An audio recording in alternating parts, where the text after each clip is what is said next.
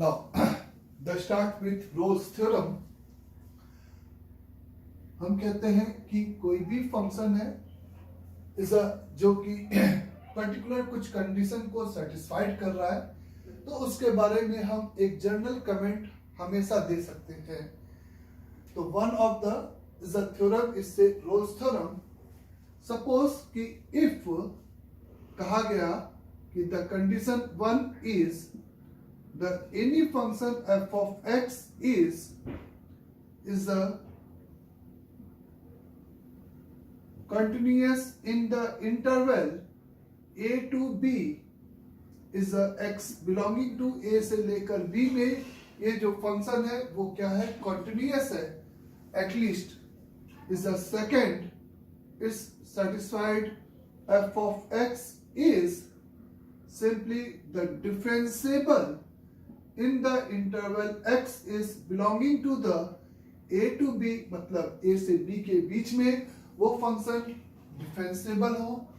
The third, अगर अपन कहते हैं is simply f of a is equate with f of b. अगर है कोई भी फंक्शन अगर इन तीन कंडीशन को क्या कर रहा है, if any function F x, if any function F x satisfy the following three condition,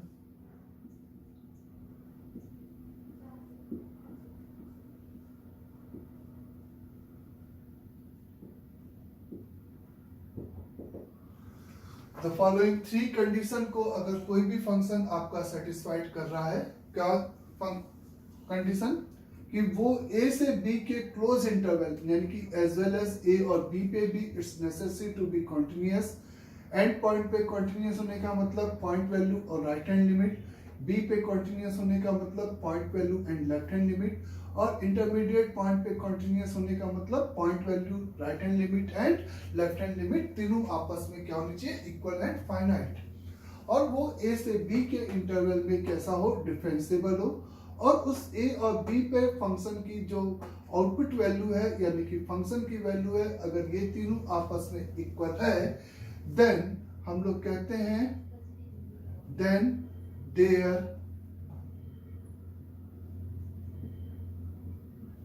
exist a x बराबर c belonging to the a to b. यानी कि इस इंटरवल के बीच में एक नंबर x बराबर c क्या करेगा, एग्जिस्ट करेगा, where f dash c is equal to 0. उस c पे जरूर ऐसा एक पॉइंट जरूर एग्जिस्ट करेगा जहां पे डेरिवेटिव की वैल्यू पक्का क्या होगी, 0 होगी. अगर कोई भी फंक्शन इन तीन कंडीशन को सेटिस्फाइड करता है तो उसके लिए एक जनरलाइज कमेंट इस तरह से दे सकते हैं, और हम कह सकते हैं देन एट लीस्ट, या इसलिए बोले, या at least one of the solution, one of a solution of F x बराबर 0 should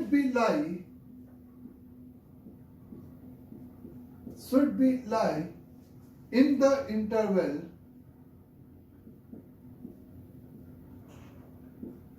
x belonging to a to b.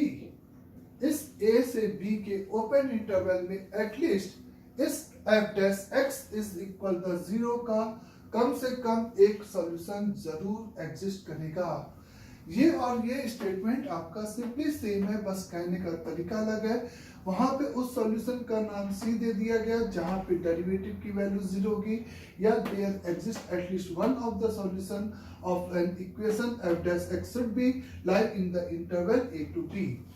लेकिन हम ये कंडीशन अगर है तो ये जरूर होगा, लेकिन किसी डेरिवेटिव का वाइस वर्सा स्टेटमेंट ध्यान से सुने कि डेरिवेटिव का वैल्यू 0 होने के लिए ये तीन कंडीशन फुलफिल हो, ये कोई जरूरी नहीं है कि वो फंक्शन कॉन्टिन्यूअस हो, डिफरेंशिएबल हो, ए और बी पे उसकी पॉइंट वैल्यू सेम हो तभी ऐसा होगा, ये जरूरी नहीं है. ए से बी में डेरिवेटिव जीरो तब भी हो सकता है जब ये तीन कंडीशन में इसका कोई भी एक फेल हो जाए या कोई भी दो या सभी की सभी फेल हो जाए। अंडरस्टैंड? तो हम लोग ने ऐसा क्यों बोला?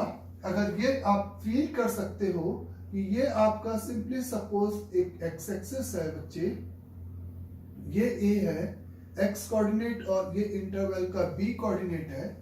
जैसा कि ए पर और बी पे अगर आपकी पॉइंट वैल्यू इक्वल है, यानी कि उस ग्राफ का स्टार्टिंग और एंड पॉइंट की हाइट सेम है, और इस इंटरवल के बीच में चूंकि ग्राफ आपका कॉन्टिन्यूअस है तो अगर और स्मूथ भी है, तो इस सेम पॉइंट से इस सेम पॉइंट में आप कैसे भी जाओ, एटलीस्ट एक बार तो आपको टर्न जरूर करना पड़ेगा।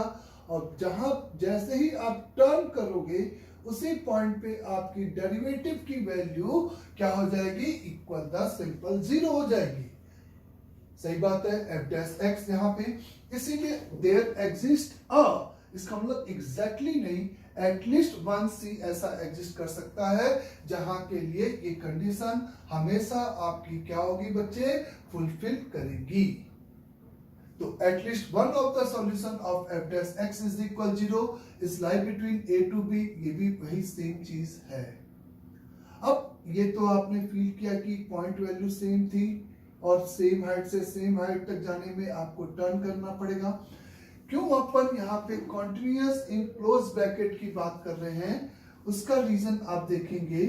तो मान लेते हैं कि ये आपका एक्स कोऑर्डिनेट ए है, ये आपका एक्स कोऑर्डिनेट बी है, ए और बी पे पॉइंट वैल्यू आपकी इक्वल है, ए और बी पे पॉइंट वैल्यू आपकी इक्वल है। लेकिन अगर ए या बी पर या बीच में कहीं पे डिसकंटिन्यूअस है तो उसका डेरिवेटिव जीरो होना कोई जरूरी नहीं है।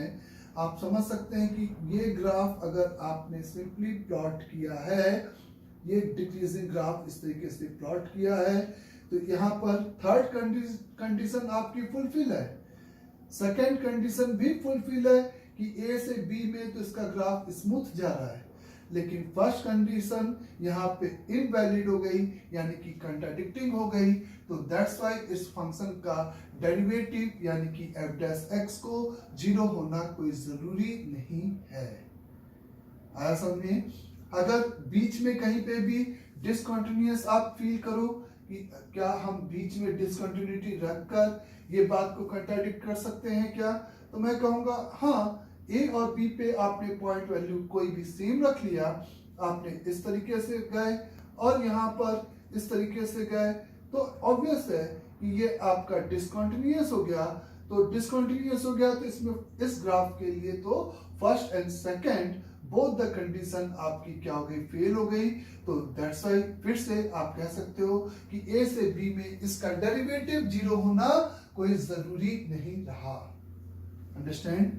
सिमिलरली अगर आप मेरे से बोलते हो कि ये आपके पास x कोऑर्डिनेट a है, ये आपके पास x कोऑर्डिनेट b है, आपने एकदम फर्स्ट कंडीशन को एकदम वैलिड माना और थर्ड कंडीशन को एकदम वैलिड माना, यानी कि एक कॉन्टिन्यूअस फंक्शन ले रहे हैं, a और b पर आपकी पॉइंट वैल्यू इक्वल है, तो मैं ये शो कर रहा हूं कि सेकंड कंडीशन क्यों जरूरी है। तो अगर आप ऐसे जान ले जाते तो इस इंटरवल में कहीं पर भी ये स्टेटमेंट ट्रू हो ये जरूरी नहीं है, क्योंकि तुमने ए से बी में फंक्शन को इस बार नॉन डिफरेंशिएबल कंसीडर कर लिया है। अगर तुमने यहाँ पर ए और बी पे इस पॉइंट वैल्यू अलग अलग ले ले, इस सेम हाइट पे ना लें, तो आप कह सकते हो कि ये स्टेटमेंट वैलिड हो, ये कोई जरूरी नहीं है। ये ग्राफ आपका फर्स्ट और सेकंड कंडीशन को जस्टिफाई कर रहा है, थर्ड कंडीशन को यहाँ पे कंट्राडिक्ट कर रहा है। तो आप इस ग्राफ के लिए बोल सकते हो कि ये एफ डैश एक्स को जीरो होना कोई जरूरी नहीं है। फिर जैसा कि मैंने कहा कि किसी फंक्शन का डेरिवेटिव एक इंटरवल में जीरो होने के लिए ये तीन कंडीशन आपकी हो ये कोई जरूरी नहीं है। ए से बी में आप अगर ग्राफ को दो डिफरेंट हाइट का लेके भी इसका डेरिवेटिव तो आपका कहीं पे भी जीरो हो सकता है बोले तो वाइस वर्सा स्टेटमेंट इस रोल्स थ्योरम का आप कहते हो कि ट्रू नहीं है कि किसी फंक्शन का किसी इंटरवल में डेरिवेटिव जीरो होने के लिए वो फंक्शन रोल्स थ्योरम की तीनों कंडीशन को सेटिस्फाइड करे, ये कोई स्टेटमेंट आपका जरूरी नहीं है। अंडरस्टैंड? तो सबसे इजी सवाल इस थ्योरम पे जो पूछा जाता है ना, वो हमें स्कूल लेवल पे पूछा जाता है। स्कूल लेवल पे हमसे कुछ इस तरीके की चीजें पूछ लेते हैं कि प्रूफ दैट कि कोई फंक्शन इस एफएक्स अपन को एक फंक्शन गिवन होता है एक सिंपल इंटरवल के साथ और कहता है कि प्रूफ दैट कि ये फंक्शन पे roles theorem is applicable. Roles theorem is applicable ये जस्टिफाई करने का मतलब हम ये तीन कंडीशन यहाँ पर उस केस में क्या करते हैं, शो करते हैं कि ये तीनों कंडीशन अगर कोई गिवन फंक्शन आपका जस्टिफाई कर रहा है तब हम कहते हैं कि उस फंक्शन के लिए रोल्स थ्योरम एप्लीकेबल है। जब कोई फंक्शन इन तीन कंडीशन को क्या करता है, सेटिस्फाइड करता है, तब हम कहते हैं कि उस फंक्शन में उस इंटरवल पे रोल्स थ्योरम एप्लीकेबल है, यानी कि उस इंटरवल के बीच में कोई ना कोई ऐसा पॉइंट जरूर सी मिलेगा जहां पे रोल्स थ्योरम आपका एप्लीकेबल होगा। ये कहने का मतलब वहां पे डेरिवेटिव की वैल्यू पक्का आपकी कितनी होगी, जीरो के बराबर होगी। तो वो पॉइंट जहां पे रोल्स थ्योरम एप्लीकेबल है वो पॉइंट जहां पे रोल्स थ्योरम एप्लीकेबल है वो पॉइंट आपका सी कहलाता है, जहां पे एफ डैश सी आपका क्या है, जीरो। लेकिन ये तभी हम अप्लाई करते हैं जब कोई फंक्शन इन तीन कंडीशन को वहां पे क्या करता है, सिंपली सेटिस्फाइड करता है। अंडरस्टैंड सभी को यहां तक? जैसे कि अगर आपको मैंने दे रखा है सिंपली एक function x into x minus का 2 इंटू एक्स माइनस का 3 where x is belonging to the simple interval 0 से लेकर 2। इस 0 से 2 के इस इंटरवल में क्या ये फंक्शन रोल्स थ्योरम की इस फंक्शन पे रोल्स थ्योरम एप्लीकेबल है या नहीं है, ये पता करने के लिए आप ये जस्टिफाई करते हो कि ये तीन कंडीशन एप्लीकेबल है या नहीं है। तो आप बोलते हो स्कूल लेवल पे कि whether the Rolle's theorem is applicable और नॉट। ऐसे क्वेश्चंस में हम कहते हैं द फर्स्ट कंडीशन के लिए द गिवन फंक्शन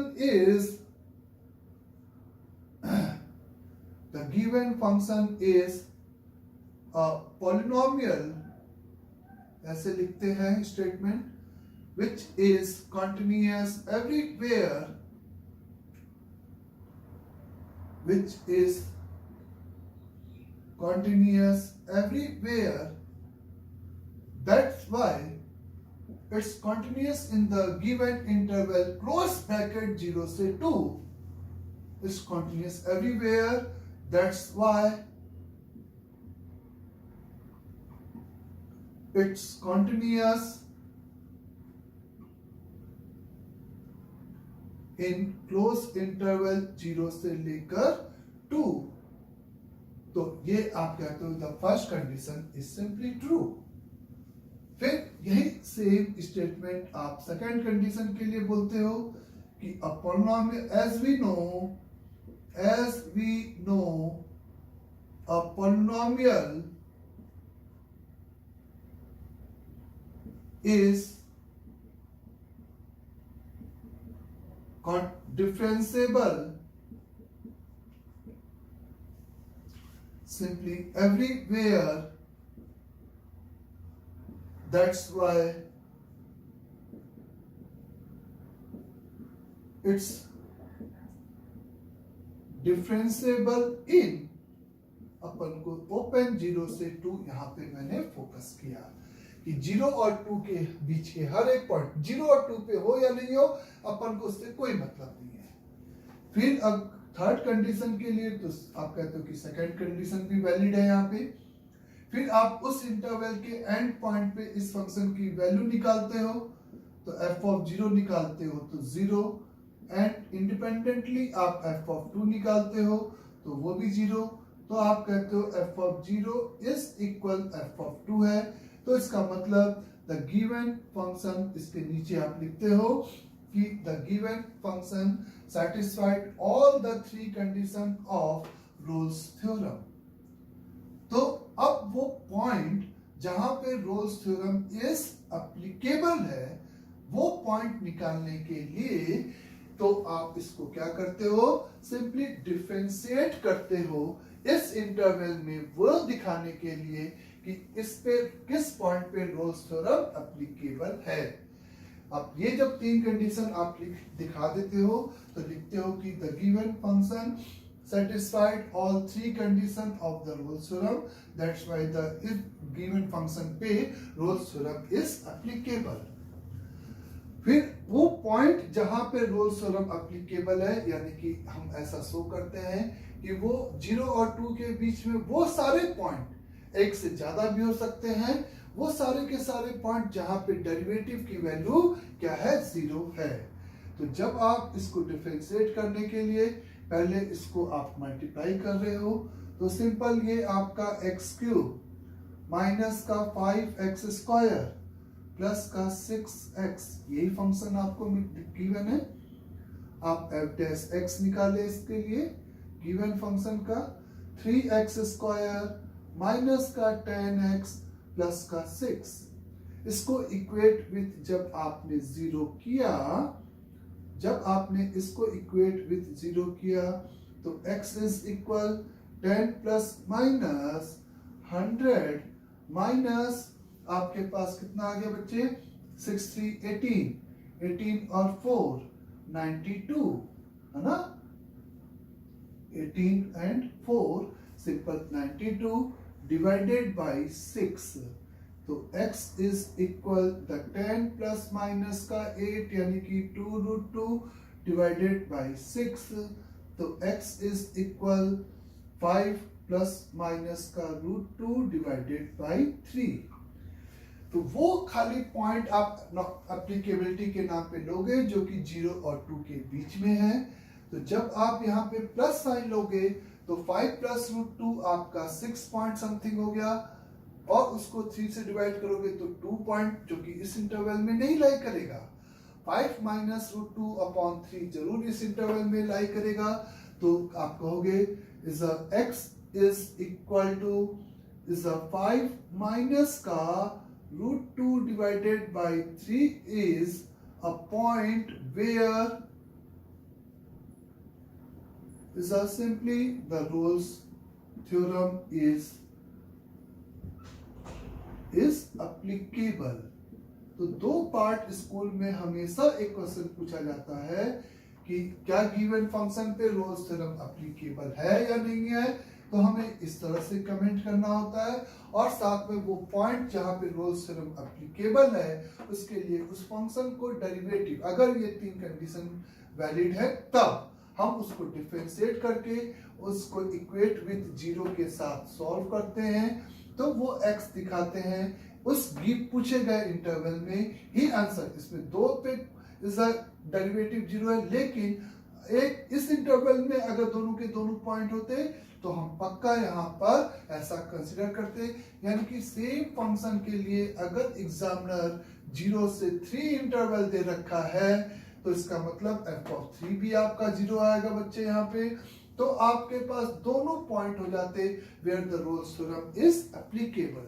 तो एक से ज्यादा पॉइंट भी हो सकते हैं जहां पे फंक्शन का डेरिवेटिव क्या हो जाए, 0 हो जाए। तो ये एक पार्ट होता है जो कि हमें स्कूल के लिए, और स्कूल के लिए हमें केवल और केवल किसकी जरूरत है, इस ये स्टेटमेंट लिखने की, और इसके लिए हम एनसीईआरटी में इस चैप्टर के पोर्शन को जरूर देखेंगे जिसमें लिखने का तरीका और बेटर तरीके से आपको लिखा होगा। एग्जाम्पल पढ़ोगे तो समझ में आ जाएगा। थीम यही है कि आपको सिंपली क्या प्रूफ करना है कि is a continuous in the given interval के क्लोज इंटरवल ए से बी में, differentiable in open a to b में, और एफ ऑफ ए बराबर एफ ऑफ बी, ये जस्टिफाई करना है। तब आप बोलोगे कि उस फंक्शन के लिए रोल्स थ्योरम आपका सिंपली क्या है, एप्लीकेबल है। ओके नाउ ये तो स्कूल की बात हुई। अब अगर कॉम्पिटिटिव लेवल पे देखा जाए तो क्वेश्चन कुछ इस टाइप से बनते हैं कि हमें ऑप्शंस में इस गिवन फंक्शन के इस इंटरवल में एटलीस्ट एक रूट कर रहा है कि नहीं, उसको जस्टिफाई करना रहता है। तो बाय यूजिंग रोल्स थ्योरम हम कैसे पहचानेंगे कि एग्जामिनर ये जो प्रॉब्लम दिया है वो रोल्स थ्योरम का है। तो हम इस लाइन को उसमें से अगर मिलती जुलती है कि at least one of the root is lie in the interval a to b, तो हम बराबर is at least one of the root is lie in the interval a to b, जो यहाँ पे वो इक्वेशन आपकी क्या है, इक्वल द जीरो है। अगर आपको ऐसी कोई लाइन दे रखा है तो आप वहां पे कंक्लूड करोगे कि ये प्रॉब्लम रोल्स थ्योरम का एक हो सकता है। कोई फंक्शन के solutions at least one of the solution in the interval a to b में बात हो रही है। तो अंडरस्टैंड ये कमेंट सभी को अच्छे से। नाउ जैसे हमसे कहा गया कि simply is the proof that, proceed करने का तरीका समझें। आपको सबसे पहले तो पहचानना होता है कि ये रोल्स थ्योरम का क्वेश्चन है। ये अपने आप में एक डिफिकल्ट टास्क होता है एग्जाम में, अगर क्योंकि वो वाले क्वेश्चन इजी है जिसमें कहा गया कि रोल्स थ्योरम एप्लीकेबल है कि नहीं, ये चेक करो, तो आपको आइडिया लग जाता है कि आपको वो तीन कंडीशन जस्टिफाई करनी है। Now the proof that at least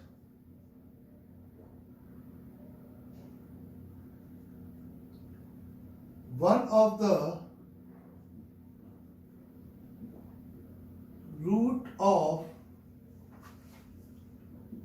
ax square plus bx plus c is equal to 0 is lie in the interval 0 से लेकर 1 if a divided by 3 plus b divided by 2 plus c is equal to 0.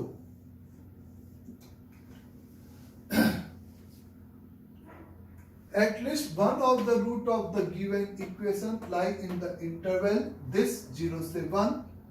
हमें ये proof करने की यहाँ पे जरूरत है। ये इंटरवल इस 0 और 1 भी नहीं होगा, रूट कभी इस कम से कम 0 और 1 के बीच में ही लाई करेगा, सबसे छोटा इंटरवल की बात किया जाए। जबकि उस इक्वेशन के जो कोफिशिएंट है उनके बीच में हमें एक यहाँ पर कंडीशन दे रखी है कि a divided by 3 plus b divided by 2 plus c बराबर 0। तो इस टाइप के क्वेश्चंस के लिए रोल्स थ्योरम कैसे अप्लाई करेंगे समझिए। आपको बताया गया कि कोई फंक्शन जब तीनों कंडीशन को सेटिस्फाइड करता है तो वो फंक्शन जीरो नहीं होता है। आपको बताया गया कि उसके डेरिवेटिव का कम से कम एक रूट उस इक्वेशन का, उस फंक्शन के डेरिवेटिव का एक जीरो जरूर उस इंटरवल में लाई करता है। तो ये एक फंक्शन का डेरिवेटिव पार्ट बन जाए, एक ऐसा फंक्शन कंसीडर करें जिसका ये सिंपली क्या बन जाए, डेरिवेटिव पार्ट, और वो फंक्शन जिसका ये डेरिवेटिव होगा वो सिंपली आप इसको क्या करके निकाल सकते हो, इंटीग्रेट करके निकाल सकते हो। वो फंक्शन जिसका ये डेरिवेटिव हो जाए वो, क्योंकि रोल्स थ्योरम में फंक्शन के जीरो होने का स्टेटमेंट नहीं है, वहां पे डेरिवेटिव के जीरो होने का स्टेटमेंट है। तो दैट्स व्हाई हम एक ऐसा फंक्शन चूज करते हैं जो कि इसका, जिसका डेरिवेटिव ये इक्वेशन आ जाए, और वो फंक्शन सिंपली इसका क्या हो जाएगा बच्चे, इंटीग्रेशन पार्ट। यानी कि हम लोग लेट एज्यूम स्टार्टिंग कुछ ऐसे करते हैं, लेट एज्यूम कि f of x is equate with, इसको इंटीग्रेट किया तो ax cube divided by 3 plus सभी टर्म्स को एक तरफ लाकर, क्योंकि डेरिवेटिव के इक्वल जीरो होने की यहाँ पे कंडीशन होती है। f of x is equate with bx square upon 2 plus cx plus एक आर्बिट्री कांस्टेंट d कंसीडर कर लिया। आई मेरी बात समझे? तो f of x is equal to ax cube upon 3 plus bx square upon 2 plus cx plus d बराबर 0। तो अगर ये फंक्शन रोल्स थ्योरम की इस इंटरवल में, किस इंटरवल में, 0 से 1 के इंटरवल में तीनों कंडीशन को सेटिस्फाइड करेगा, तो इसका डेरिवेटिव पक्का इस इंटरवल में एक बार 0 होगा, यानी कि इस क्वाड्रेटिक का पक्का एक रूट इस इंटरवल में होगा। और फिर से आप कैसे फील करोगे कि ये एक पॉलिनोमियल है, तो the first condition is true, continuous in the interval this वाली। द डिफरेंशिएबल चूंकि एवरीवेयर होता है, तो ओपन इंटरवल 0 से 1 में भी पक्का डिफरेंशिएबल होगा ही होगा। अगर यहां पर f of 0 देखें और f of 1 अगर आपस में बराबर आ जाएगा, तो हम पक्का बोल सकते हैं कि इस इक्वेशन का एक रूट, एटलीस्ट वन रूट इस इंटरवल में जरूर होगा। f of 0 निकालोगे तो कितना आएगा, d आएगा। f over 1 कैलकुलेट करोगे तो a divided by 3 plus b divided by 2 plus c plus d आएगा। एग्जामिनर ने कोफिशिएंट कुछ इस तरीके से दे रखा है, जिसके लिए ये पोर्शन आपका सिंपली 0 है, तो यानी कि ये भी आपका d हो गया।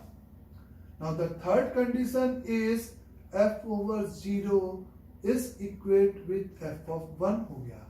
इसका मतलब थर्ड कंडीशन भी इज अ ट्रू हो गई उस रोल्स थ्योरम की, यानी कि इसका डेरिवेटिव बिना 0 हुए ये कभी नहीं होगा। इस कहने का मतलब हैज प्रूव्ड कि the given function satisfied all the three conditions of Rolle's theorem, that's why f dash x should be 0 in the given interval। तो इसको जब डिफरेंशिएट करोगे तो यही इक्वेशन मिलेगी जो कि पक्का 0 होगी इस गिवन इंटरवल में। तो ये स्टेटमेंट आपको ऑप्शंस में वेदर ट्रू एंड फॉल्स में पूछा जा सकता है इस तरीके से। लेकिन अगर ये तीन कंडीशन आपकी ट्रू नहीं है, तो हम ये नहीं कहेंगे कि रोल्स थ्योरम एप्लीकेबल नहीं है, तो इसका डेरिवेटिव इस इंटरवल में 0 नहीं हो सकता। तो उस बात को फिर प्रूफ करने का कोई और तरीका हो सकता है, फिर वो रोल्स थ्योरम की हेल्प से ये स्टेटमेंट प्रूफ नहीं किया जा सकता है। अगर कोई प्रॉब्लम रोल्स थ्योरम का होता है, तो वो रोल्स थ्योरम से बहुत इजीली आपका इज जस्टिफाई हो जाता है। अदरवाइज आप उस प्रॉब्लम को किसी और मेथड से करने जाओगे तो आपको बहुत दिक्कत होगी। अंडरस्टैंड सभी को? जैसे अगर मैंने आपसे कहा proof that at least one of the root of 2013x की पावर 2012 माइनस 2012x की पावर 2011 माइनस का 16x plus 8 is equal the 0 is lie in interval 0 से लेकर 8 की पावर 1/2011। हमें प्रूफ करना है कि इस पॉलिनोमियल का कम से कम एक रूट इस इंटरवल में होगा। अगर आप इसको सोचो कि मैं तो इसका ग्राफ बना लूंगा, तो आप इसके डेरिवेटिव्स के रूट ही निकालने में मर जाओगे। तो आप जिस पॉलिनोमियल या जिस भी इक्वेशंस के हमें at least one of the root एक गिवन इंटरवल में शो करना है, उसको सबसे पहले क्या करके फंक्शन कंसीडर करना है, सारे टर्म एक तरफ लाकर जो कि ओरिजिनल यहाँ पे है, उसमें हमें उसको इंटीग्रेट करके एक फंक्शन एज्यूम करना है। इंटीग्रेट करने का रीजन सभी को क्लियर है, क्यों इंटीग्रेट कर रहे हैं हम लोग। तो यहां पर आपके पास x की पावर 2013 ये वाला कोफिशिएंट मर जाएगा, x की पावर 2012 माइनस 8 का x स्क्वायर प्लस का 8 ये आएगा। इसको अगर आप फैक्टर करो, x की power 2012 x minus 1 minus 8 into x plus 1 into x minus का 1 ये आएगा बच्चे। यहां से आप किसको कॉमन निकाल सकते हो, इज अ सिंपली क्वेश्चन एकदम सही जा रहा था। तो ये आपका यहाँ पर 16 आएगा बच्चे ना, ये हो गया, ये हो गया, इसका ये इंटीग्रेशन, इसका ये इंटीग्रेशन, इसका यहाँ पर 8x आएगा और ये 8x स्क्वायर आएगा, और यहाँ पे तुमने इसमें से 8x कॉमन निकाल दिया तो ये x माइनस 1 आ जाएगा, यानी कि इज x इंटू x की power 2011 minus 8 into x minus का 1। मैंने उसको इंटीग्रेट करके सिंपली एक पॉलिनोमियल कंसीडर कर लिया। अब इस पॉलिनोमियल की वैल्यू 0 पर, चूंकि पॉलिनोमियल है तो कॉन्टिन्यूअस एवरीवेयर है, तो वो दो कंडीशन के लिए तो हमें कोई डाउट ही नहीं है। थर्ड कंडीशन को हम जस्टिफाई करें तो 0 पे भी पॉइंट वैल्यू 0 आएगी, और इस एंड पॉइंट इरेशनल पॉइंट पे भी पॉइंट वैल्यू 0 आएगी। तो ये हैंस प्रूव्ड हो गया कि इस इक्वेशन का एटलीस्ट, किस इक्वेशन का, गिवन इक्वेशन का at least one of the root is lie in this interval. Clear यहां तक सभी को अच्छे से। तो ये आपका तरीका हुआ इज अ रोल्स थ्योरम को इज अप्लाई करने का, जिसमें आपको एक फंक्शन कंसीडर करना पड़ा, और वो अपने मन से नहीं, एक आपने इंटीग्रेट किया गिवन जिसके आपको रूट्स दिखाने थे, उसको आपने एक नया फंक्शन f(x) मानकर इस तरीके से प्रोसीड किया है। ओके।